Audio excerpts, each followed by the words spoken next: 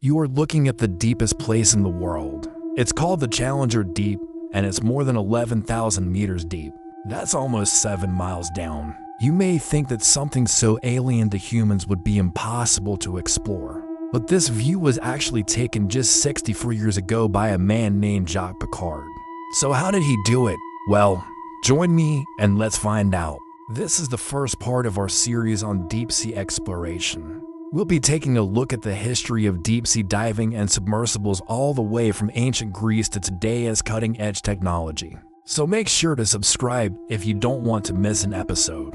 But let's start where any good story starts, the beginning. If we go back to the 8th century BC, the Greeks had already developed an idea of how the deep sea might look. They believed that the water got darker the deeper you went and that eventually the sunlight didn't reach at all. Instead, there was only darkness and cold. And since the oceans were so vast, they imagined that all kinds of bizarre creatures must live in the darkest depths. In fact, they thought there was even a monstrous kraken, a giant squid-like monster that could wrap its tentacles around ships and drag them to their doom. The Greeks also believed that there were entire cities beneath the sea. They thought that Atlantis, the legendary lost city, could have been located under the waves, or that there were other underwater metropolises inhabited by mermaids and other mythical beings. Some even believed that the deep sea was the home of Poseidon himself, the god of the sea, and that he lived in a magnificent palace surrounded by coral and guarded by sea monsters. These beliefs persisted for centuries and were only challenged when people began to explore the oceans and see for themselves what was down there. So when did humans first start exploring the deep sea? Well, it turns out that they've been trying to figure out what is at the bottom of the ocean for thousands of years. In fact, one of the earliest known attempts to sound the depth of the ocean was made by the Chinese philosopher and scientist Shen Kuo in the year 1000 AD. Shen Kuo wanted to know how deep the ocean was. So he dropped a weighted basket into the water and measured how long it took to reach the bottom. Using this method, he estimated that the ocean was about 3,000 meters deep, which is not bad considering that the actual depth of the ocean is about 3,600 meters.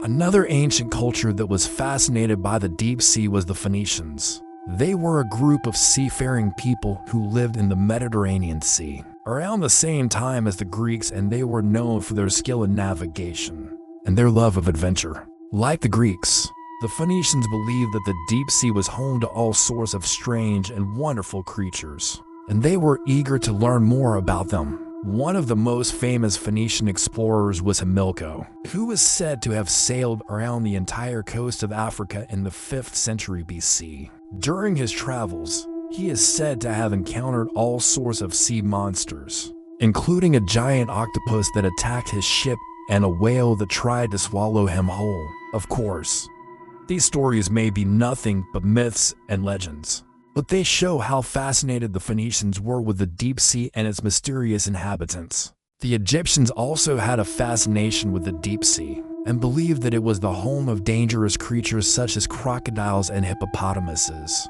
Despite this belief, they still had a need to explore the depths of the ocean to facilitate trade and navigation. But why were people so eager to explore the deep sea anyway? Well, there are a few reasons.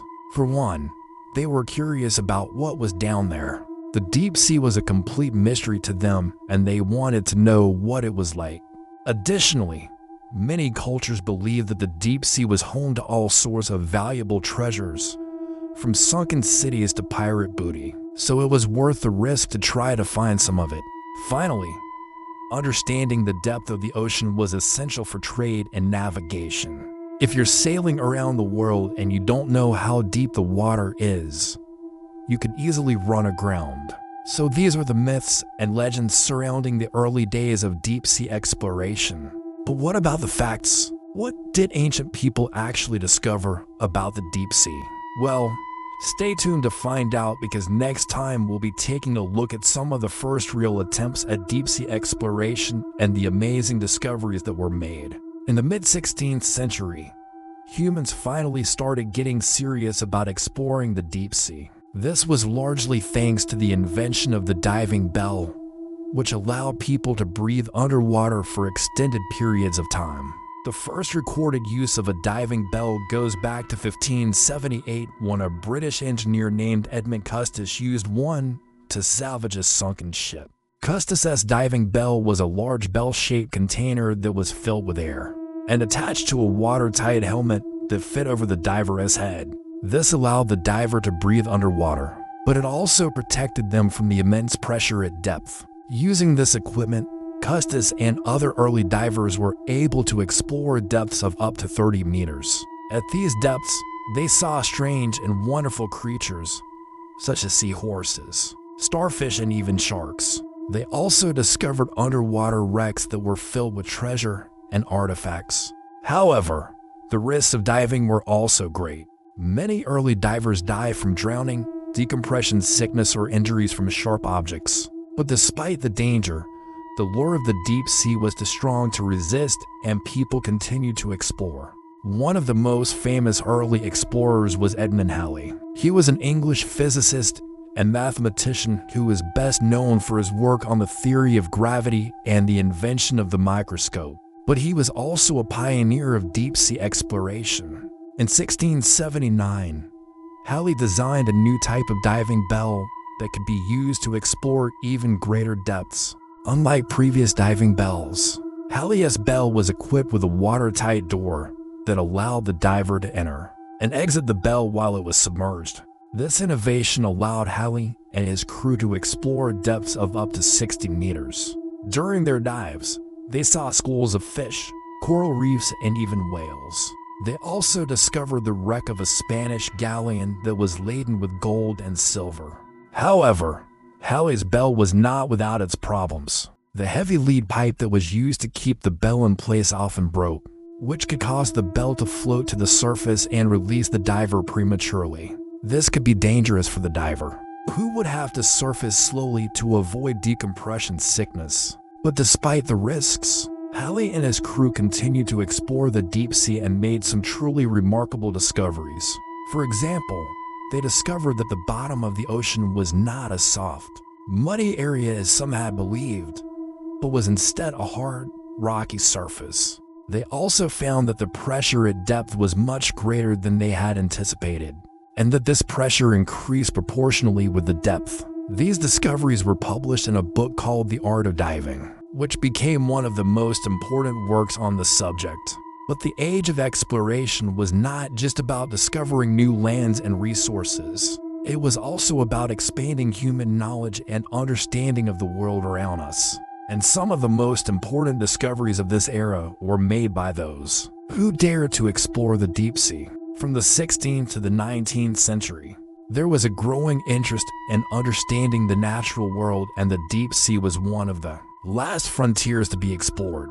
As technology improved, scientists and explorers were able to venture further and further into the depths of the ocean, and what they found was truly remarkable. One of the most important developments during this time was the invention of the sounding line, which allowed ships to measure the depth of the water by dropping a weighted line into the ocean and measuring how far it went down before hitting the bottom. This innovation allowed sailors to map the topography of the ocean floor and identify areas that were suitable for fishing or navigation. It also helped them avoid dangerous rocks and shallow waters that could damage their ships. Another important development was the invention of the dredge, which was a device used to collect samples from the ocean floor.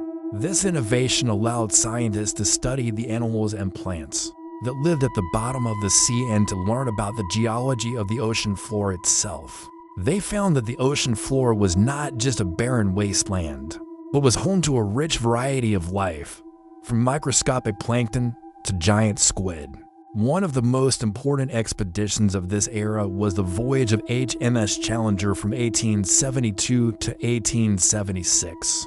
This was the first scientific expedition to study the deep sea, and it made some truly groundbreaking discoveries. The Challenger expedition used new technologies such as the steam dredge and the deep sea dredge to collect samples from depths of up to 7,000 to 100 meters. They collected over 4,500 specimens of deep sea life, including many new species, and they also brought up samples of rock and sediment from the ocean floor. These samples provided scientists with an unprecedented glimpse into the life and geology of the deep sea, and they helped to revolutionize our understanding of the ocean.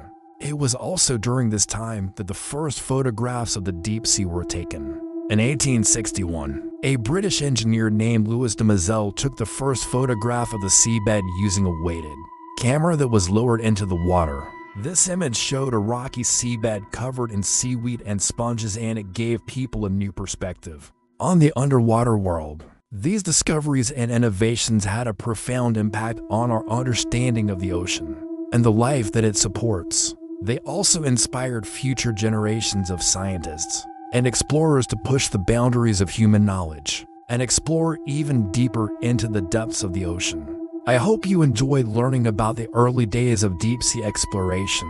Join me next time when we'll dive into the age of cables and cameras and see how the first telegraph cables and photographic equipment revealed even more secrets of the deep. Until then, I encourage you to explore the ocean yourself and learn about the amazing creatures that live in it. Who knows? You might even discover something new. Thanks for watching, and see you soon.